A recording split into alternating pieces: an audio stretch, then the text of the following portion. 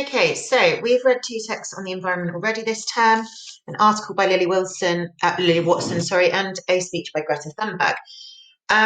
We are going to use those texts to complete our comparisons today and think about what the writers are telling us about the environment. So I am just going to, without looking at the questions, I'm going to read through both articles, and I'm going to just talk about kind of the overview of how I think they compare to each other. I say both articles, both texts is what I meant. Okay, so first of all, we'll go to the article. Okay, so I'm going to read through this one. If you don't want to listen to me read it, you can skip over me reading it and read it yourself. Are you the change that your environment needs? Putting the responsibility of climate change onto the shoulders of the next generation, by Lily Watson. The environment around us is slowly changing, and it's the next generation that will have it in their power to stop the harmful changes that are going to occur on our planet. What are we doing to our wonderful world? When the first astronauts travelled out into space, they were struck by an amazing vision. Planet Earth sitting like a blue and green jewel in the blackness of space. It is an extraordinary place of life, and the only planet that we know of that definitely has life in such abundance. Environmental issues are defined as problems with the planet's systems, air, water, soil, etc., that have developed as a result of human interference or mistreatment of the planet. As technology has made rapid progress over the last century, we have been slow to realise that a lot of our man-made products are actually destroying our planet. We didn't realise, maybe stupidly, that the things we were releasing into the ecosystem would wreck our environment. We are now aware that the changes in any one of these systems can have a huge impact. There are many changes underway, such as human beings cutting down forests to harvest wood, clearing new farmland but destroying wild animal habitats, and in many cases harming the animals themselves. Too much carbon dioxide leads to temperature changes, which leads to krill die-offs in the ocean. Krill is a type of fish, which leads to the decline of fish populations that feed on krill, fish food, very tiny fish that fish eat, which leads to ocean birds and mammals, penguins, whales, seals, etc., that feed on fish struggling for food. It's a vicious cycle. Time for change. Does all of this seem incredibly negative and overwhelming? Do you feel like there's nothing you can do? Do you wonder if anyone is actually doing anything? Then consider this. Right now, we have more technological know-how than we have ever had before. We have more ability for scientists, inventors, activists, world leaders to communicate with one another all over the world than ever before. We're able to spread the word about problems, share ideas, work together, and pressure our leaders for change more effectively than any other generation in history. Luckily, through the thick haze of filth that we cover our earth with, hope filters in. The same science that is causing the devastation of our world is also coming up with cures. Fuel-efficient cars come out every year, like hybrids.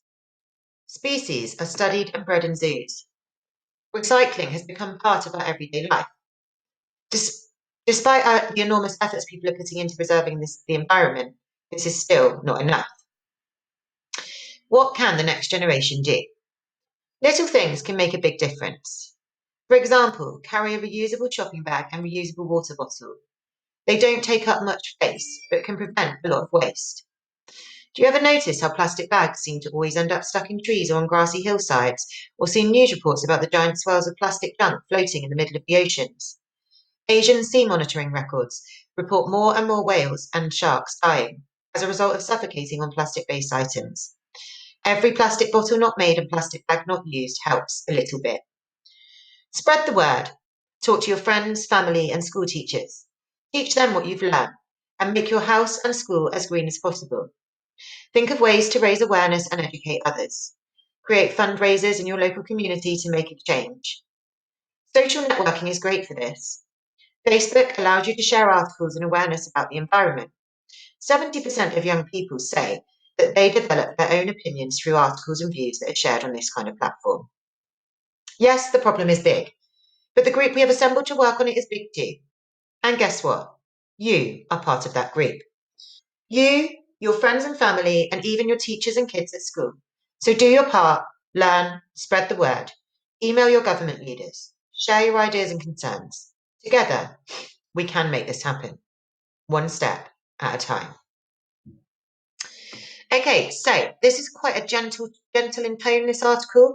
She's not being forceful, she's not telling people off. She's saying that we just didn't realise for a long time and that we are all trying to do things like recycling, but it's not enough. So it's got quite a gently kind of persuasive tone of telling us, making us kind of feel guilty and take responsible for what we're doing to the world, um, and then giving us options about actions that we can actually take. So think about that tone compared to the tone of Greta Thunberg's speech as I read through this. This is all wrong. I shouldn't be standing here. I should be back in school on the other side of the ocean. Yet you will come to me for hope. How dare you? You have stolen my dreams and my childhood with your empty words. And yet I'm one of the lucky ones. People are suffering. People are dying. Entire ecosystems are collapsing. We are in the beginning of a mass extinction, and all you can talk about is money and fairy tales of eternal economic growth. How dare you? For more than 30 years, the science has been crystal clear. How dare you continue to look away and come here saying that you are doing enough when the politics and solutions needed are still nowhere in sight? With today's emission levels, our remaining CO2 budget will be gone in less than 8.5 years. You say you hear us and that you understand the urgency. But no matter how sad and angry I am, I don't want to believe that.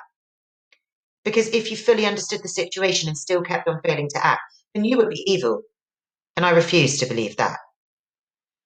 The popular idea of cutting our emissions in half in 10 years only gives us a 50% chance of staying below 1.5 degrees, and the risk of setting off irreversible chain reactions beyond human control.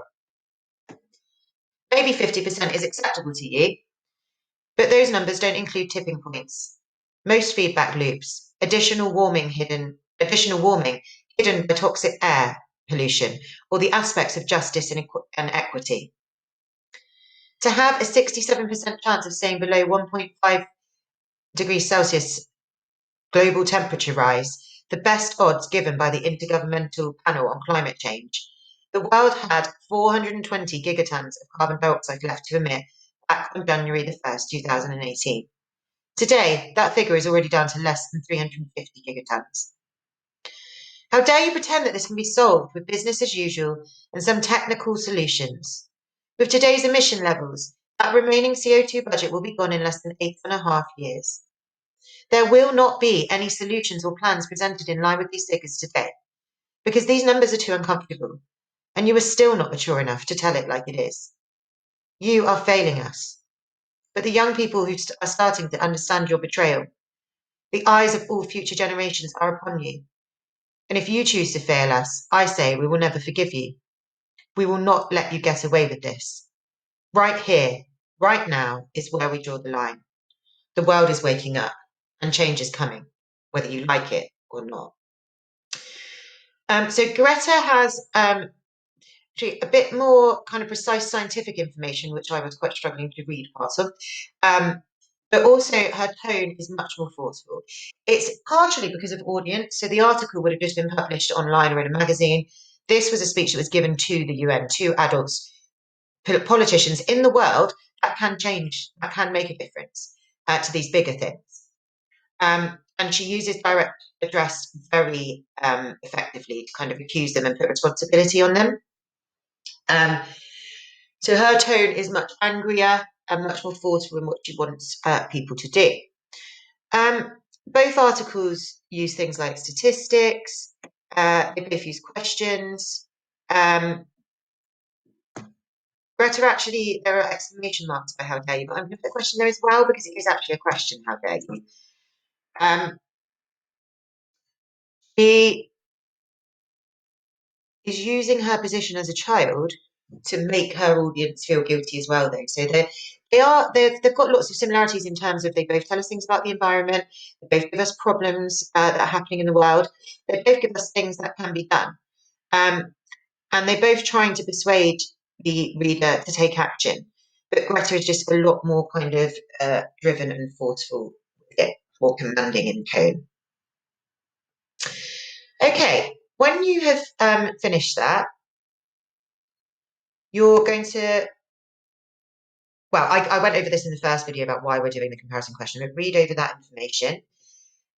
You're then going to bug the question. In both texts, what details are given about current environmental problems? And then you're going to go back and highlight any ideas from both texts that answer that question.